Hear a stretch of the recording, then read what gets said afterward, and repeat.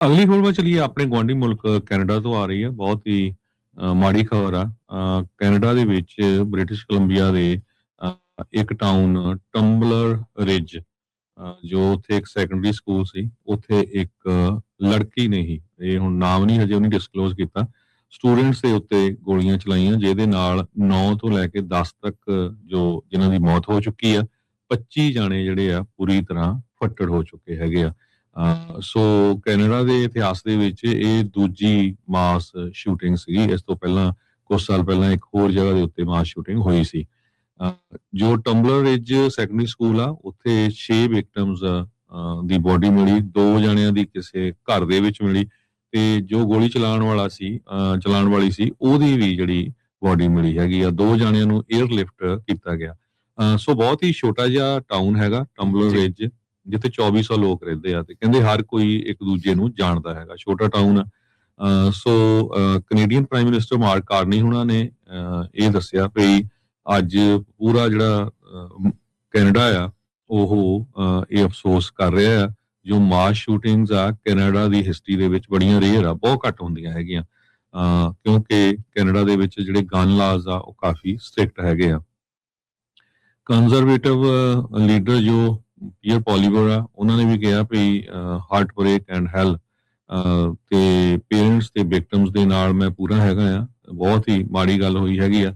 As a father, ਕਹਿੰਦੇ as a ਪਿਤਾ ਮੈਂ ਇਮੈਜਿਨ ਕਰ ਸਕਦਾ ਆ ਜਦੋਂ ਤੁਹਾਨੂੰ ਕਾਲਸ ਆਉਂਦੀਆਂ ਆ ਵੀ ਤੁਹਾਡਾ ਜਿਹੜਾ ਬੱਚਾ ਆ ਉਹਦੀ ਡੈਥ ਹੋ ਚੁੱਕੀ ਆ। ਬਹੁਤ ਹੀ ਜਿਹੜੀ ਘਿਨਾਉਣੀ ਘਟਨਾ ਜਿਹੜੀ ਵਾਪਰੀ ਹੈਗੀ ਆ।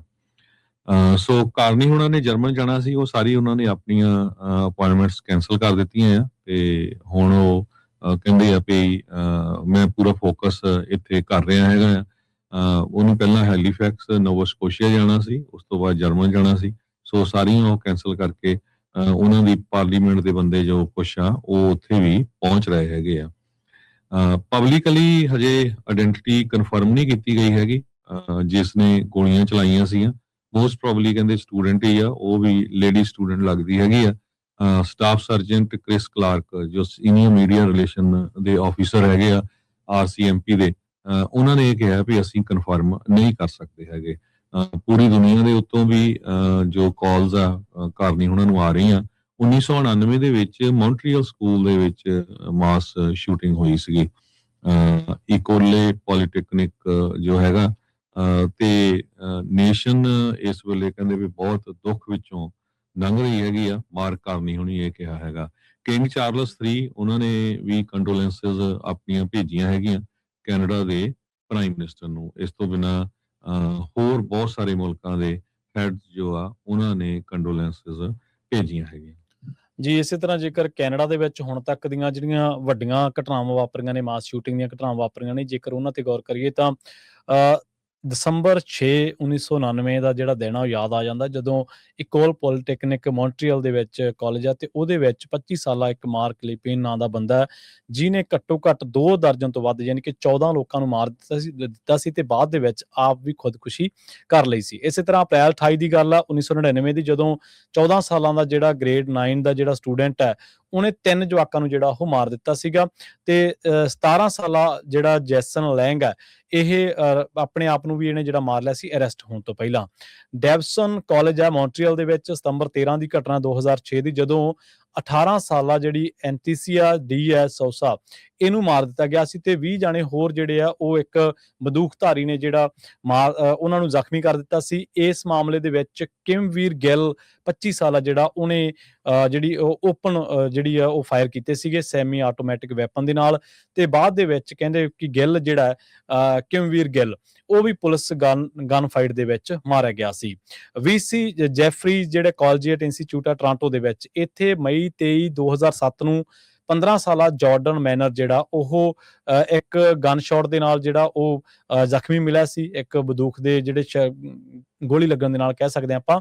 ਬਾਅਦ ਦੇ ਵਿੱਚ ਉਹਨੂੰ ਜਿਹੜਾ ਮ੍ਰਿਤਕ ਐਲਾਨ ਦਿੱਤਾ ਗਿਆ ਸੀ। ਪਤਾ ਲੱਗਾ ਕਿ ਇਸ ਮਾਮਲੇ ਦੇ ਵਿੱਚ 2 ਜਿਹੜੇ ਅਲੜ ਉਮਰ ਦੇ ਜਵਾਕ ਆ, ਉਹਨਾਂ ਨੂੰ ਫਸਟ ਡਿਗਰੀ ਮਰਡਰ ਦੇ ਨਾਲ ਚਾਰਜ ਕੀਤਾ ਗਿਆ ਸੀ।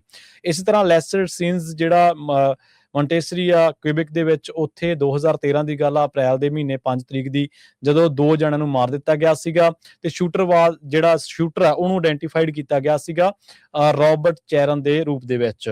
ਸੋ ਉਸ ਤੋਂ ਬਾਅਦ ਜਨਵਰੀ 22 2016 ਦੇ ਵਿੱਚ ਰੈਂਡਲ ਡਕੋਤਾ ਫਾਊਂਟੇਨ ਜਿਹੜਾ ਉਹਨੇ 2 ਜਣਿਆਂ ਨੂੰ ਮਾਰ ਦਿੱਤਾ ਸੀ, ਜਿਹੜੇ ਕਿ ਬਾਅਦ ਦੇ ਵਿੱਚ ਪਤਾ ਲੱਗਿਆ ਕਿ ਉਹ ਉਹਦੇ ਕਜ਼ਨ ਹੀ ਸੀਗੇ, ਜਿਹੜੇ ਕਿ ਇਸ ਸਕੂਲ ਦੇ ਵਿੱਚ ਪੜ੍ਹਦੇ ਸੀ। ਸੈਸਕਾਟੂਨ ਦੇ ਵਿੱਚ ਇਹ ਜਿਹੜੀ ਘਟਨਾ ਵਾਪਰੀ ਸੀਗੀ।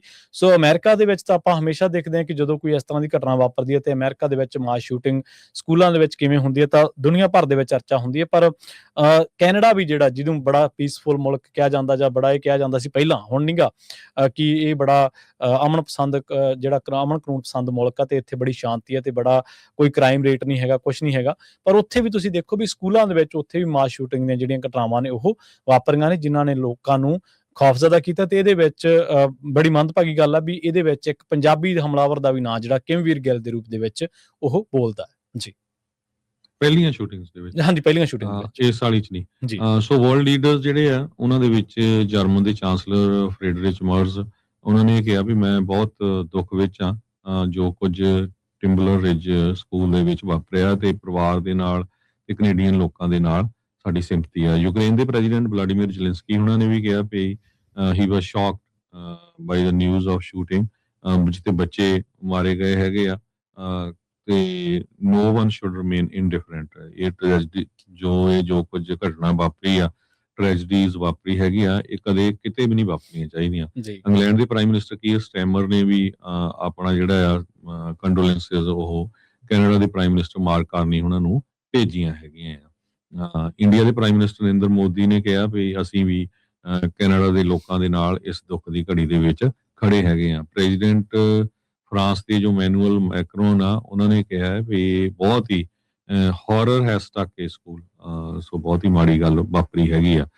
ਸੋ ਅਸੀਂ ਪੂਰੇ ਕੈਨੇਡਾ ਦੇ ਲੋਕਾਂ ਦੇ ਨਾਲ ਹੈਗੇ ਆ। ਬਹੁਤ ਛੋਟੀ ਜਿਹੀ ਕਮਿਊਨਿਟੀ ਆ ਉੱਥੇ ਦੇ। ਇੱਕ ਚਰਚ ਦੇ ਜੋ ਪਾਦਰੀ ਆ, ਉਹਨਾਂ ਨੇ ਕਿਹਾ ਵੀ ਮੋਸਟ ਪ੍ਰੋਬਬਲੀ ਮੈਨੂੰ ਲੱਗਦਾ ਵੀ ਜਿਹਨੇ ਗੋਲੀ ਚਲਾਈ ਹੋਊ ਤੇ ਜਿਹੜੇ ਬੱਚੇ ਜਿੰਨੇ ਵੀ ਮਰੇ ਗਏ ਆ ਉਹ ਮੈਨੂੰ ਸਾਰੇ ਜਾਣਦੇ ਆ। ਕਹਿੰਦੇ ਵੀ 2800 ਦਾ ਪਾਪੂਲੇਸ਼ਨ ਆ, ਹਰ ਕੋਈ ਇੱਕ ਦੂਜੇ ਨੂੰ ਚੰਗੀ ਤਰ੍ਹਾਂ ਉਸ ਏਰੀਏ ਦੇ ਵਿੱਚ ਜਾਣਦਾ ਹੈਗਾ। ਪਰ ਬਹੁਤ ਹੀ ਮਾੜੀ ਘਟਨਾ ਜਿਹੜੀ ਆ ਉਹ ਵਾਪਰੀ ਹੈਗੀ ਆ। ਕਹਿੰਦੇ ਵੀ ਇਦਾਂ ਦੀਆਂ ਜਿਹੜੀਆਂ ਸ਼ੂਟਿੰਗਸ ਆ ਕੈਨੇਡਾ ਦੇ ਵਿੱਚ ਅਨਹਰਡ ਹੈਗੀਆਂ, ਕਦੇ ਬਹੁਤ ਘੱਟ ਸੁਣੀਆਂ ਗਈਆਂ, ਕਿਉਂਕਿ ਅਮਰੀਕਾ ਦੇ ਵਿੱਚ ਤਾਂ ਬਹੁਤ ਵਾਰ ਹੁੰਦਾ ਹੈ, ਕੈਨੇਡਾ 'ਚ ਬਹੁਤ ਘੱਟ ਇਦਾਂ ਦੀ ਜਿਹੜੀ ਆ ਜੋ ਘਟਨਾ ਆ ਉਹ ਵਾਪਰਦੀ ਆ।